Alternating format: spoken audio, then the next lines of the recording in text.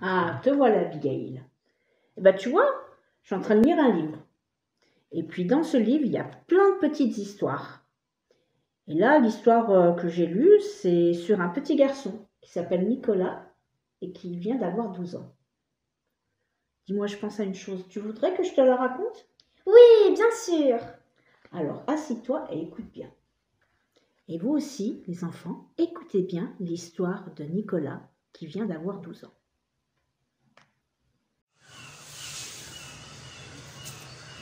Quand Nicolas eut 12 ans, il demanda, comme cadeau à son père, qui était capitaine d'un beau voilier, de l'emmener à bord avec lui. Et comme son bateau était justement amarré au port, il emmena le garçon à bord avec lui. C'était une journée splendide, ensoleillée, et la mer était calme. Nicolas, qui n'était jamais monté sur le bateau, courait tout heureux sur le pont. Arrivé à la poupe, le garçon s'arrêta, intrigué, pour observer quelque chose qui émergeait par intermittence à 200-300 mètres environ dans le sillage du bateau. Nicolas semblait être fasciné. Il y a en elle un je ne sais quoi d'indéfinissable. « Nicolas, qu'est-ce que tu fais planter là ?» lui demanda-t-il en l'apercevant finalement à la poupe, en train de fixer les vagues. « Papa, viens voir !» Le père vint et regarda lui aussi dans la direction que lui indiquait le garçon, mais il ne vit rien du tout. « Il y a une chose sombre qui se monte de temps en temps dans le sillage, dit l'enfant, et qui nous suit. »« J'ai beau avoir 40 ans, dit le père, je crois que j'ai encore de bons yeux, mais je ne remarque absolument rien. » Comme son fils insistait, il alla prendre sa longue-vue et scruta la surface de la mer, en direction du sillage. Nicolas le vit pâlir. « Qu'est-ce qu'il y a ? Pourquoi tu fais cette figure-là, dit papa. »« Oh, si seulement je ne t'avais pas écouté. Je vais me faire bien du souci pour toi maintenant. Ce que je vois émerger de l'eau et qui nous suit n'est pas une chose, mais bel et bien un 12. C'est un squale mystérieux, plus astucieux que l'homme, pour des raisons que personne ne connaîtra, peut-être jamais. Il choisit toujours une personne et la suit pendant des années, toute la vie, s'il le faut, jusqu'au moment où il réussit à la dévorer. Et le plus étrange, c'est que personne n'a jamais pu l'apercevoir, si ce n'est la future victime ou quelqu'un de sa famille. D'ailleurs, cette histoire est connue de tous les marins. Mais je n'avais encore jamais vu ce squale.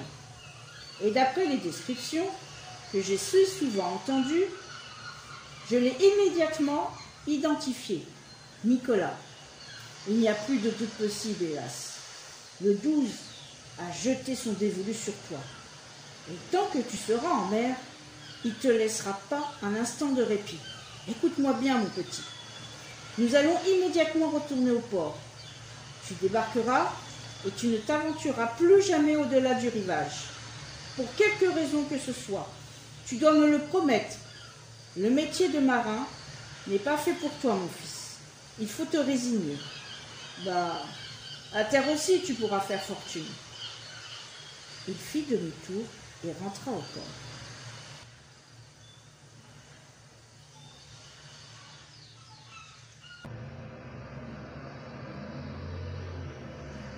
À partir de ce moment, tous les moyens furent bons pour combattre l'attirance que le garçon éprouvait pour la mer. Le père l'envoya étudier dans une ville de l'intérieur des terres, à des centaines de kilomètres de là. Et pendant quelque temps, Nicolas, distrait par ce nouveau milieu, ne pensa plus aux 12. Dans cette cité lointaine, il finit ses études avec profit et, arrivé à l'âge d'homme, il trouva un emploi bien rémunéré et important dans une entreprise de la ville. Entre-temps, son père, avait vendu tous ses bateaux. Le fils se trouva alors à la tête d'une coquette fortune. Le travail, les amitiés, les amusements, les premiers amours, la vie de Nicolas était désormais toute tracée. Néanmoins, le souvenir de 12 le tourmentait.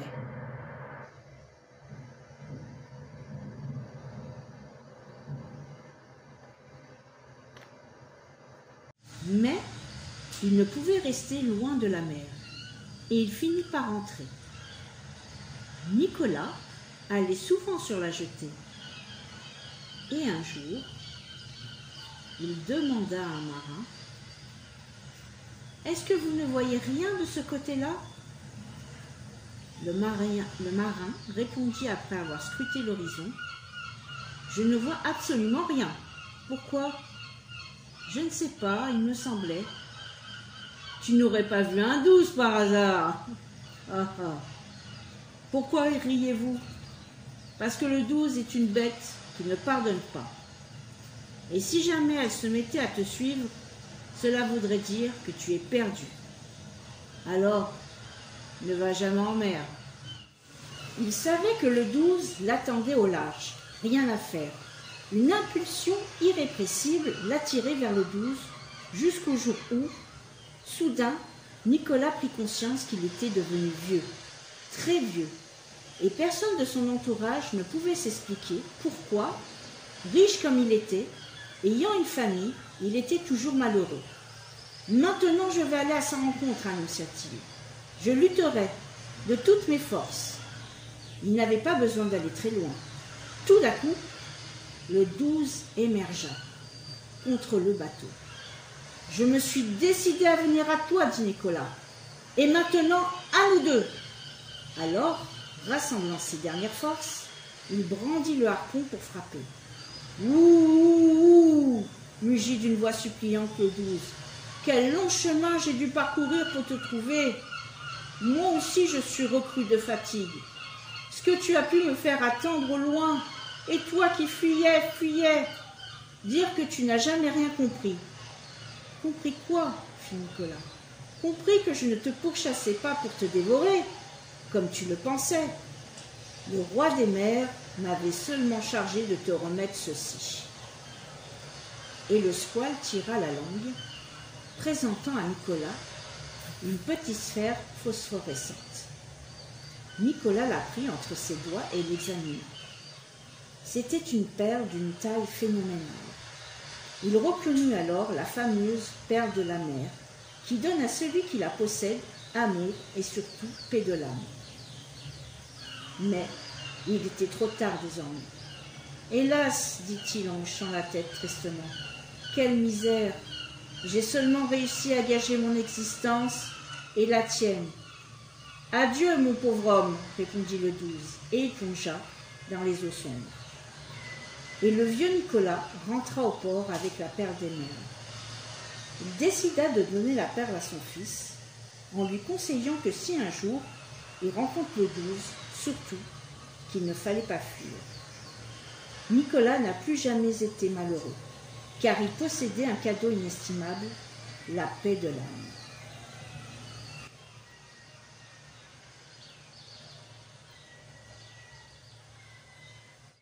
Et voilà, l'histoire elle est finie.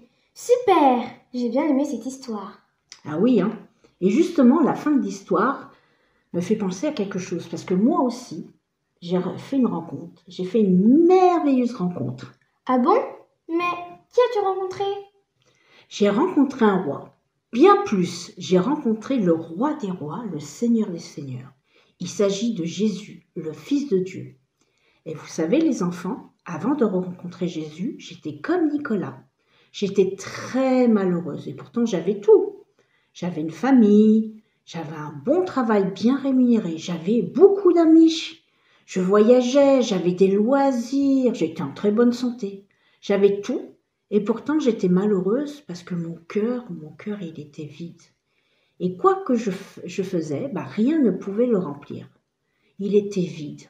Et quand j'ai rencontré Jésus, tout a changé. Tout a changé. Il a rempli mon cœur. Alors d'abord, Jésus, je l'ai rencontré par la parole, par la Bible. Parce que dans la Bible, il y a toutes les histoires de Jésus. Donc j'ai d'abord rencontré dans la parole, j'ai lu la parole de Dieu, la Bible. Puis aussi, j'ai rencontré d'autres personnes qui ont fait cette rencontre aussi, qui m'ont parlé de Jésus et combien elles aussi, leur vie a été transformée.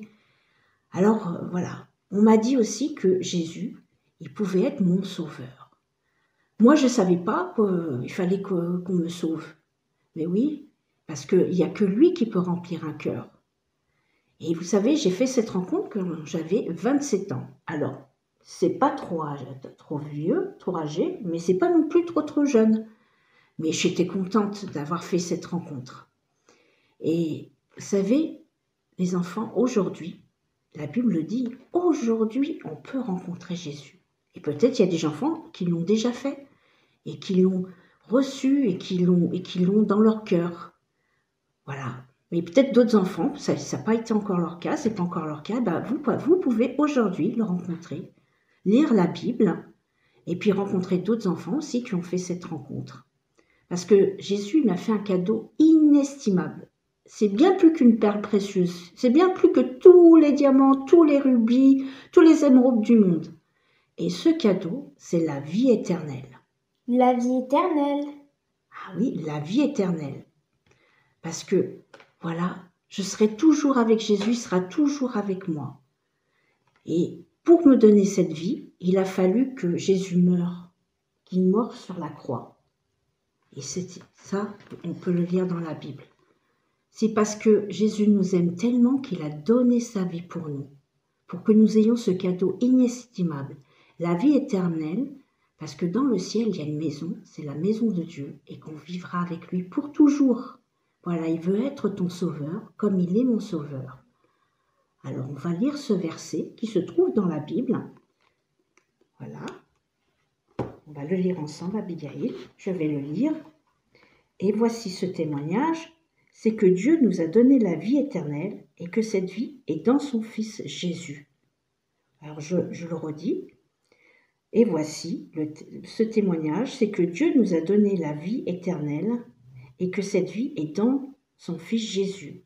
Alors, ce verset, on peut le trouver dans le livre de Jean. 1 Jean, chapitre 5, verset 11. Là, ça va être écrit sur l'écran. Donc, je répète la référence 1 Jean, chapitre 5, verset 11.